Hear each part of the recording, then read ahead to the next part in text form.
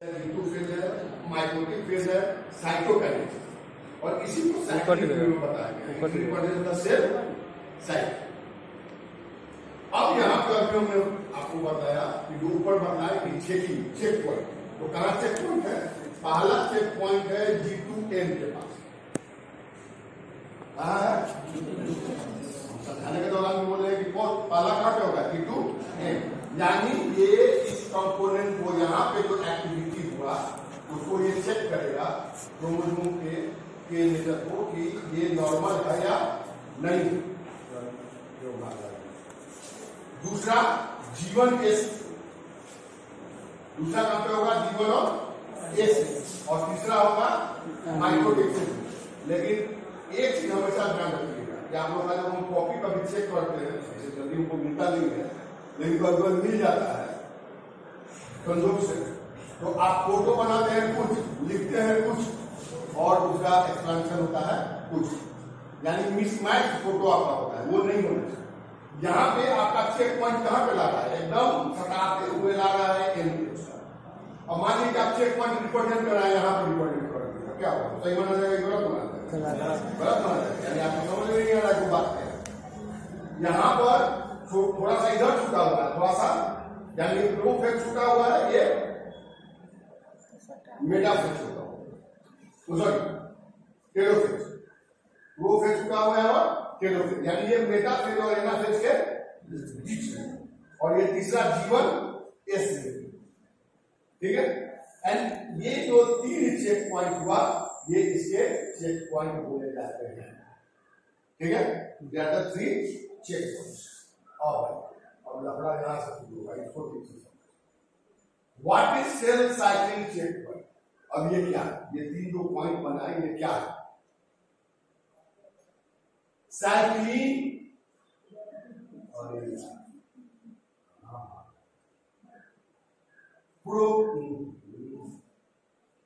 Progression of cell cycle is highly regulated in certain points. यानी ये जो 3 points आप देख रहे हैं, यहां पे जो प्रोग्रेशन होगा सेल का, वो नॉर्मली बहुत क्विक नहीं होगा। यहां पे इसका चेकिंग पॉइंट बना हुआ है। These critical regulating points of the cell cycle are called the cell cycle check points. अब ये क्या चेक करेगा? Cell cycle check points ensure that, वही चीज जो हम आपको अभी से बोल दिया है, genome is intact without any mutation.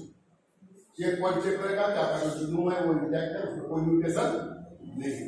Conditions are appropriate for a cell to divide, यानी जो सेल डिवीजन के कंडीशंस होने चाहिए वो एप्रोप्रिएट।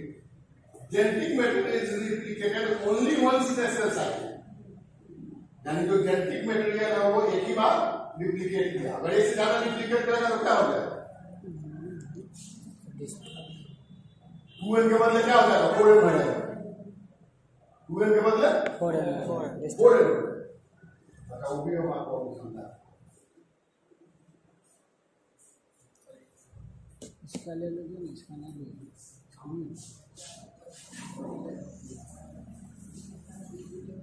यहाँ अगर मान लीजिए कि 10 पिकोग्राम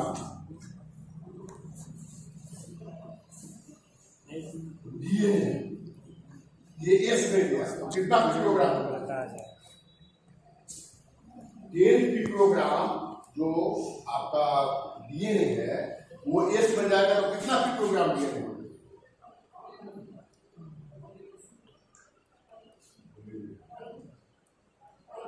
बढ़ जाएगा तो 20,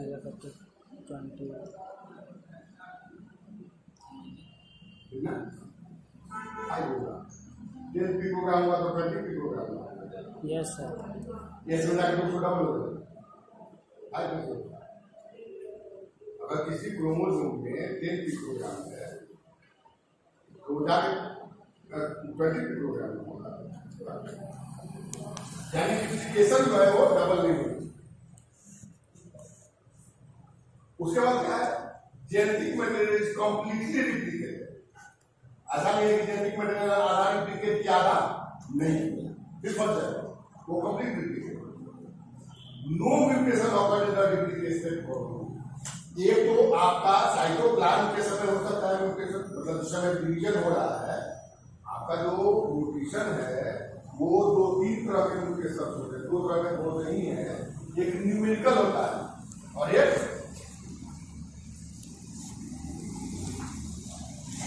क्रोमोसोम का नंबर बढ़ता है,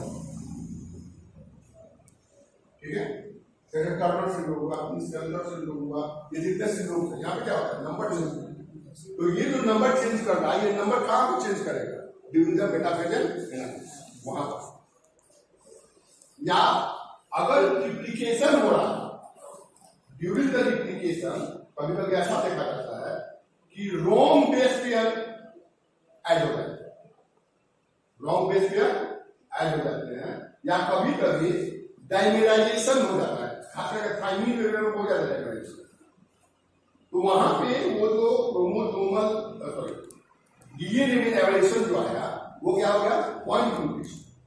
तो ये भी ये चेक करेगा कि इसमें कोई रिप्लिकेशन के दौरान कोई म्यूटेशन नहीं हुआ, no mutation of duplicated chromosome. Chromosome correctly oriented in the metaphase, यानी न्यूमेरिकल म्यूटेशन नहीं हुआ, और क्रोमोसोम का correctly attach to the spindle,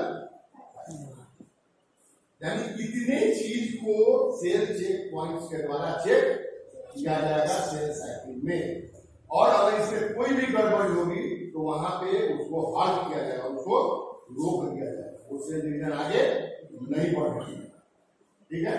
और बाद में उसको बोलते हैं एपोटॉक्सिस। एपोटॉक्सिस मतलब वो बॉडी अपने उस सेल को क्या कर देगा, हाँ सही बात, ठीक है। यानी आपके बॉडी में ये मैकेनिज्म है कि अगर आपके पास कोई डिफेक्टिव सेल्स का निर्माण हो रहा है तो वो उसको प्रिवेंट करे और उसको हील करे। अब ये जितने भी काम हो रहे हैं ऐसे तो हो नहीं रहे, और हम आपको पहले ही क्लास में कई बार बात बता कि सेल में जो भी रेगुलेशन होंगे, रेगुलेटरी मैकेनिज्म्स होंगे, या कोई भी मेटाबॉलिक एक्टिविटी होगा या जेनेटिक रेगुलेशन होगा, ये सारे किसके द्वारा होगा, प्रोटीन के, किसके द्वारा होगा, प्रोटीन के द्वारा। The specific proteins and specific configuration, not only the specific protein, that specific proteins are associated with the specific configuration, और वो जो specific protein और specific configuration होगा जो अगर हमको पता चल जाए तो उसी चीज को हम मेडिसिन में यूज करते हैं किसी बीमारी को ठीक करने के लिए या अपने अनुसार उस सेल को रेगुलेट करने के लिए, ठीक है।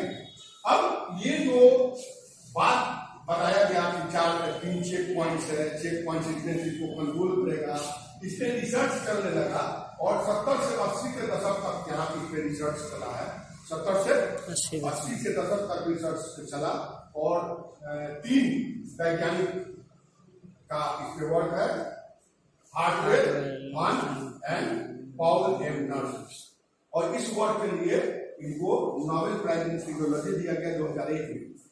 और ये जो सिस्टम है इसको बोला जाता है CDK cycling system. CDK sir, that is the CDK cycling system are responsible for the regulation of the check points. ये चेक पॉइंट्स को क्या करता है, रेगुलेट करता है, ठीक है। चलिए अब इसको थोड़ा देख लिया जाए। Cyclin and cyclin dependent kinase, cyclin और साइक्लिन डिपेंडेंट काइनेज। आप ये तीनों वैज्ञानिक का आपका फोटो लगा हुआ है, देखिए कुछ इंस्पायरेशन हो जाए आपको काम करने का, फोटो को देख के। इन लोगों ने जब ऐसे किया, ऐसे मतलब ऐसे लेख वाला ऐसे नहीं बोल रहे, हम बोल रहे हैं ASSAY, ऐसे का मतलब केमिकल एनालिसिस। केमिकल एनालिसिस जब इन्होंने किया डिफरेंट स्टेजेस का, देखिए यहाँ एम है, G1 है, S है, G2 है, M है, फिर ये एक सेकंड, यहाँ से यहाँ तक क्या हुआ ये एक सेकंड, फिर यहाँ से यहाँ तक क्या हुआ एक सेकंड। तो ये रिपीटेड कैसे है हुआ, इसको क्या बोला जाएगा रिपीटेड ऐसे। तो इन्होंने दो कंपोनेंट को केमिकली एक्सट्रैक्ट किया, एक साइक्लिन और दूसरा था MPF activity. MPF activity that cyclin is associated with the CDK system. ये जो एमपीएफ है ये एक्चुअली क्या है कि the cyclin is associated with the CDK system, मतलब साइक्लिन डिपेंडेंट काइनेज सिस्टम, ठीक है। और इन्होंने तीनों आदमी ने यहाँ पर लिखा हुआ है, एक अगर इंडिविजुअली देखिएगा तीनों आदमी को कलेक्टिवली मिला था इंडिविजुअली देखिएगा तो लियान एच हेडवर्ड्स ने चेक पॉइंट्स को एक्सप्लेन किया था, टीम हंट ने सीडीके साइक्लिन डिपेंडेंट काइनेज को एक्सप्लेन किया था और तब पॉल नॉट्स ने साइक्लिन्स को एक्सप्लेन किया, ठीक है। और इस तीनों ने जो बताया तो cyclin is a protein, cyclin क्या है एक प्रोटीन है जो स्पेसिफिक प्रोटीन है और cyclin dependent kinase it is the enzyme. ये क्या है एंजाइम, ये एक एंजाइम है and both are responsible for the regulation of the cell cycle and control of the check points. Clear भाई दीपक भाई नहीं अभी तो बढ़े आगे। यस सर चलो cyclin and cyclin dependent kinase orchestra cell cycle check point. Orchestra मतलब गाना नहीं सुन लिया ऑर्केस्ट्रा वही लय, ऑर्केस्ट्रा का मतलब क्या होता है लय, ठीक है। तो साइक्लिन और साइक्लिन डिपेंडेंट काइनेज जो है ये सेल साइकिल के लय का निर्धारण करता है। Cyclins are full name because their movement varies throughout the cell cycle. इसका जो अमाउंट है वो क्या होगा सेल साइकिल के में vary. Second for its activation, इसके एक्टिवेशन के लिए CDK must bind to the specific cyclin and दो कंपोनेंट है, एक साइक्लिन डिपेंडेंट काइनेज है और एक साइक्लिन। तो इसकी एक्टिविटी के लिए इसकी एक्टिविटी के लिए साइक्लिन की एक्टिविटी के लिए साइक्लिन डिपेंडेंट काइनेज और इसको बाइंड करना और ये एनर्जी डिपेंडेंट है। आगे बढ़ा number and type of cyclins and CDK varies from species to species. ये नंबर और काइंड वैरी करें। Level of different cyclins and CDK varies in different phases of the cell cycle। Graph में हम दिखला है उसका जो नंबर है और ये है वो क्या करेगा वैरी। यहाँ अब देखिए आपका G2 था, M था और G1 था, S था। आपके पास तीन चेक पॉइंट्स है, G1 check point, G2 check point, G2 check point को G2M चेक पॉइंट भी बोल सकता है, G1 S चेक पॉइंट भी बोल सकता है, इसको स्पिंडल ओरिएंटेड चेक पॉइंट्स भी बोल सकता है, ठीक है। अब यहाँ पे जो M साइक्लिन फ्री है, ये M cyclin cyclin dependent kinase से बाइंड किया और बाइंड करने के बाद ये एक्टिव साइक्लिन सीडीके कॉम्प्लेक्स करने ये क्या हुआ एक्टिव, ये बाइंड किया तो क्या हो गया एक्टिव। और एक्टिव होने के बाद अब G2M जो चेक पॉइंट होगा यहाँ पे ये इसके जेनेटिक कंपोनेंट्स को ये चेक करेंगे। अगर ये ओके है तो इसको आगे आने देगा और ये डिसोसिएट करेगा, ठीक है। ये डिसोसिएट करने के बाद एम साइक्लिन लिखा हुआ है mitotic cyclin for the degradation, ये डिग्रेड कर जाएगा और सीडीके फ्री हो। ये सीडीके फ्री फिर G1 साइक्लिन से कंबाइन करेगा और ये क्या बना दिया cyclin dependent kinase plus G1 cyclin और फिर ये इसको चेक करेगा G1 चेक। अगर ये ओके हो गया तो फिर ये डिसोसिएट करेगा और डिसोसिएट करके फिर सीडीके को क्या कर देगा ये डिलीट कर। यानी अब ये जो दोनों का कॉम्बिनेशन है इसका सीडीके का साइक्लिन का ये एनर्जी डिपेंडेंट है, ये पी का मतलब हो गया फॉस्फोराइलेशन, पायरोफॉस्फोराइलेशन। ये जहां भी होगा इसका मतलब कि ये मतलब ये रिप्रेजेंट करता है इधर energy dependent, the function is energy dependent and here एक specific structure is presented here. यहाँ पे एक ये स्पेसिफिक स्ट्रक्चर है। This specific structure determines the specific configurational setup of the cyclin dependent kinase. If it is the enzyme, that means it is the protein. जैसे ये enzyme हो गया तो क्या हो गया? Protein हो गया। And the protein has the specific configuration and binding site for the cyclin. And then the cyclin combines with the cyclin dependent kinase by the activity of the pyrophosphate, मतलब that is the activity of the energy. Here cell cycling controls cyclins. Cyclin is actually the regulatory proteins level cycling in the cell. Second, CDK cyclin dependent kinase phosphorylate cellular proteins. ये cellular protein को क्या करेगा? Phosphorylate करेगा। It has the both activities, activate और inactive. ये दोनों काम कर सकता है, एक्टिवेट भी कर सकता है और इनएक्टिवेट। सीडी के cyclin complex drivers passage, CD के कॉम्प्लेक्स साइक्लिन जो होगा ये पैसेज मतलब जो चेक पॉइंट है उसको क्या करेगा? पास करेगा। ओके, अगर ओके है तो कहिए, नहीं ओके है तो फिर ओके।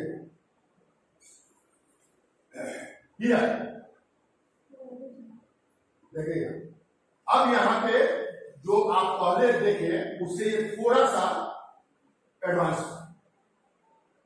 पहले अभी आप सीधी के साइक्लिन का कॉम्प्लेक्स का डायग्राम देखे उससे ये थोड़ा सा क्या है? एडवांस। अब यहां पे क्या हो रहा है वो चीज तो है ही जो आप सीधी के साइक्लिन देख रहे थे।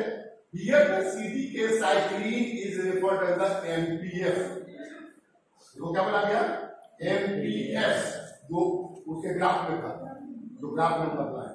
MPF that represents the mitosis promoting factor, यानी ये क्या कर देगा? प्रमोट करेगा, काम करेगा। सेकेंड इसका list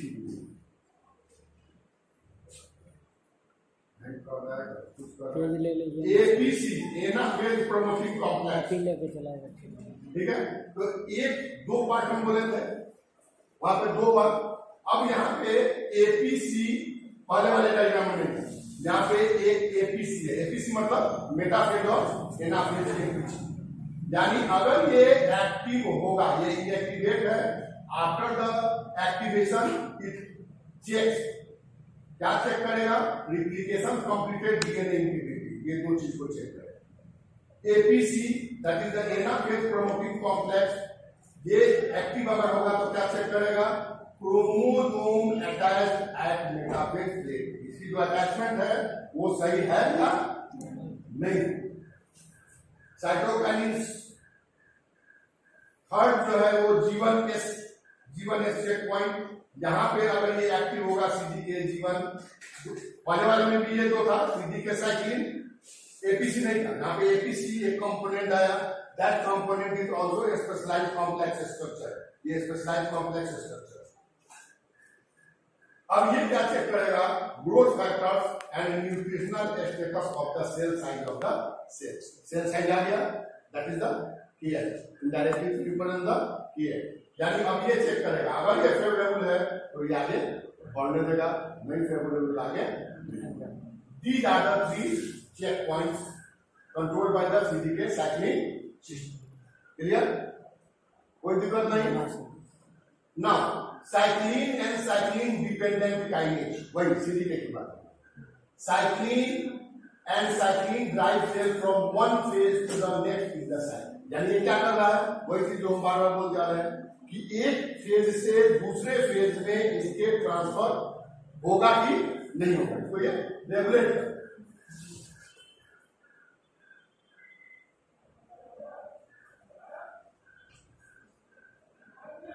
proper regulation of the cell cycle is so that the genes for these reproductive proteins have been highly conserved through the use.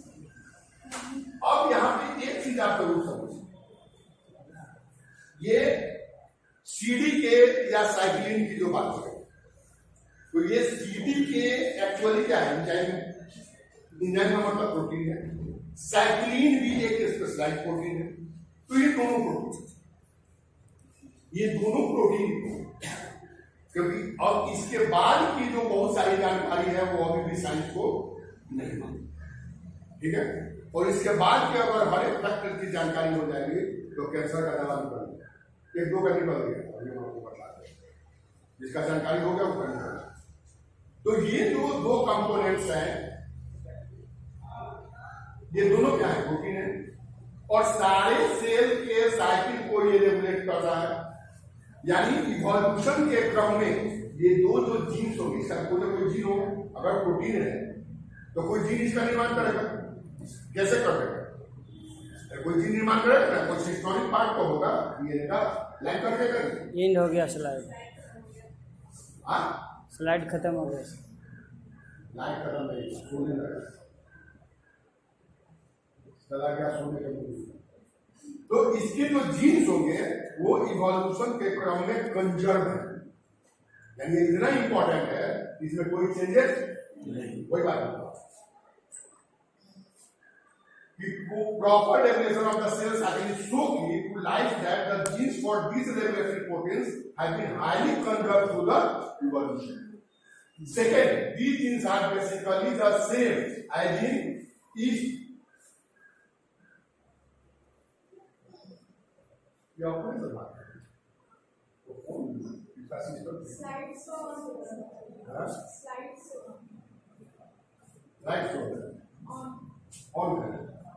इसीलिए अपने से जाएगा। देखो offer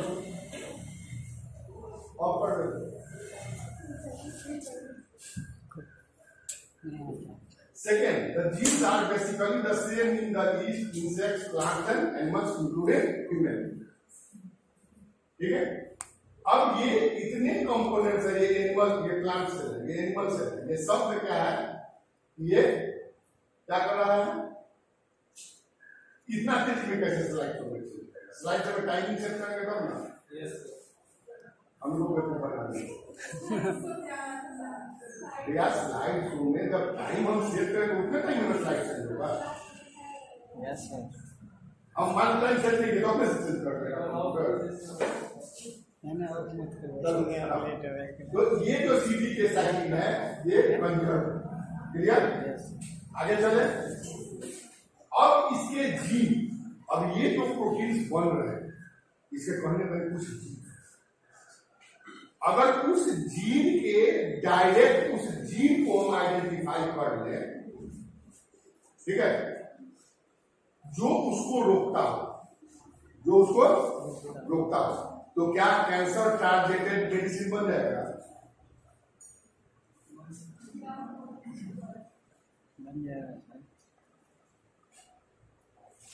Suppose that X component is responsible for checking of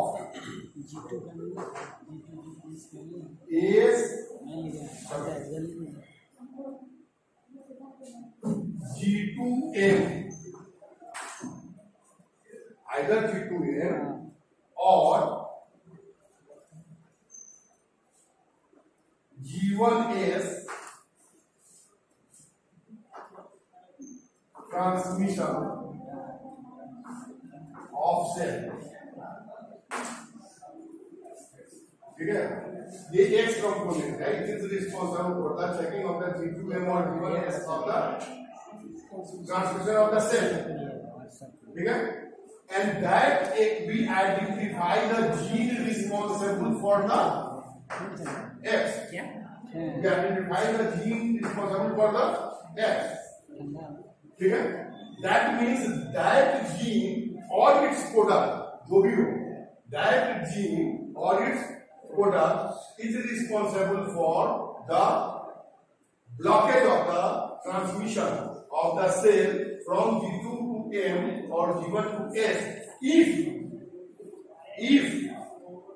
chromosomal aberration or genic aberration is observed in any cell.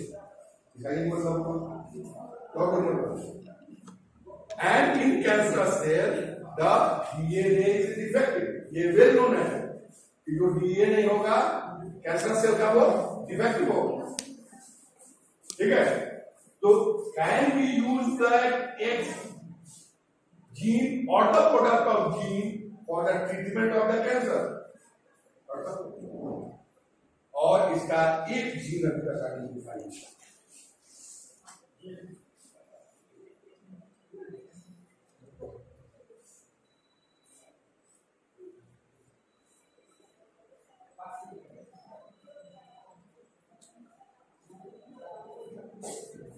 That is the P53 master gene. इस gene का क्या नाम है? P53 master regulator gene. And in the first slide, we observed that cells is normal. In the second slide, we observed that the cell is cancer. In first step, DNA damage is caused by heat radiation or chemicals. It is the experimental one. Clear? ये जो sales है इसको damage किया गया, DNA को damage किया गया by the use of the mutagenesis. और वो म्यूटाजेनेसिस क्या है? म्यूटेशन। म्यूटाजेनेसिस समझ रहे हैं? नहीं समझ रहे? नहीं समझ रहे तो म्यूटाजेनेसिस मतलब तो म्यूटेशन कॉज कर रहा है। That is the heat radiation और chemicals and after that in the second step DNA repair enzyme. अब एक चीज और हम आपको बता, यहां तो आप पढ़ रहे हैं रेगुलेशन चेक पॉइंट, इसके अलावे आप मॉलिक्यूलर बायोलॉजी जो पढ़े होंगे जब पढ़ाए होंगे कौन पढ़ा रहे हैं? दोनों मिल पढ़ाई है। डीएनए डैमेज और डीएनए डैमेज और रिपेयर देखने का, तो वहां भी आप उसका आपका एक रिपेयर मैकेनिज्म अपना होता, तो that is the enzymatic mechanism. वहां पे वो क्या है? एंजाइमेटिक मैकेनिज्म है। पॉलीमरेज 2 हैज द प्रॉपर्टी, ठीक है। वहां पे उसको आपको बताया गया होगा कि polymerase 2 has the property to check the long pair and if the long pair is present polymerase 2 again reverts and it has the property of the 5'3' exonuclease activity and due to the 5'3' exonuclease activity the long pair is remove, उसको remove कर देगा और फिर उसको वो correct sequence को हटाएगा।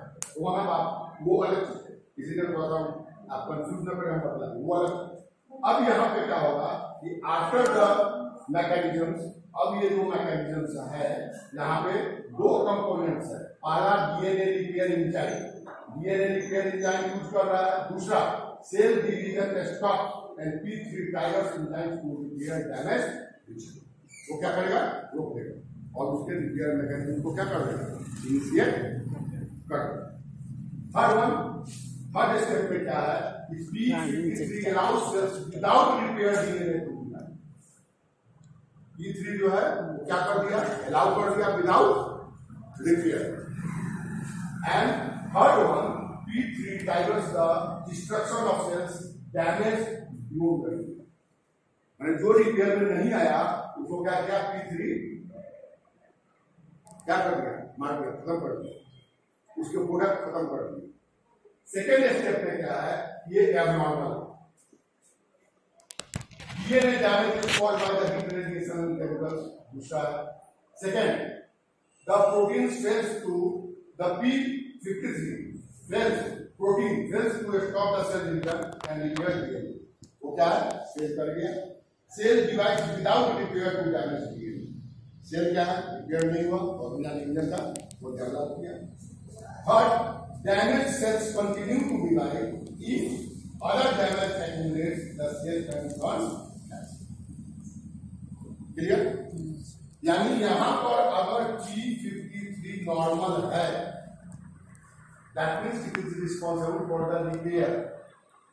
अगर repair नहीं हुआ तो इसको क्या कर दिया? वो डिस्ट्रॉय कर दिया, ठीक है।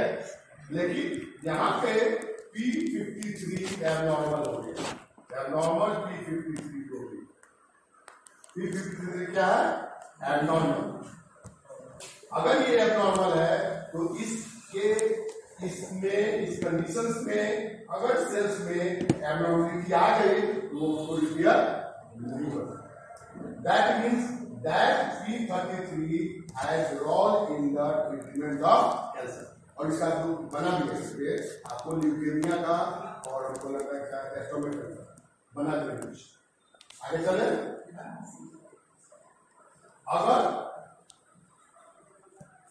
रोल आपका कैंसर में नहीं पूछता है, what is the significance of the cell check point ऐसा नहीं पूछता है तो इस स्लाइड को लिखने की आवश्यकता नहीं। सिग्निफिकेंस नहीं पूछेगा। अगर सिग्निफिकेंस पूछेगा तो लिखिएगा, अगर सिग्निफिकेंस नहीं पूछेगा तो इस स्लाइड को लिखने की आवश्यकता नहीं। अब अभी तक तो आप उसके मैकेनिज्म को देखें, चेक पॉइंट क्या है, सेल साइकिल क्या है, चेक पॉइंट क्या है, चेक पॉइंट को कैसे आप रेगुलेट करेंगे होता है सेल्स में, इसका देखा गया। अब आपका आ गया कि डिफरेंट टाइप का चेक पॉइंट क्या है, उसमें किस चीज को चेक किया। There are 3 check point in the cell. बताया गया इसको फिर बहुत बार बताने की आवश्यकता नहीं।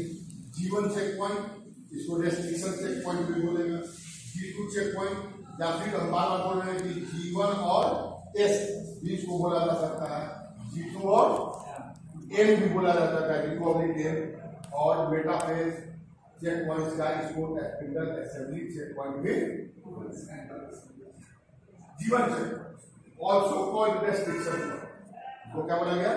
Restriction operates at the end of the जीवन फेज। ये कहां पे काम कर रहा है?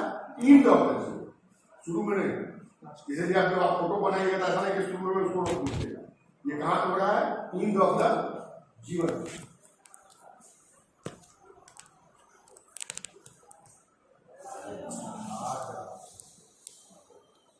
क्या हो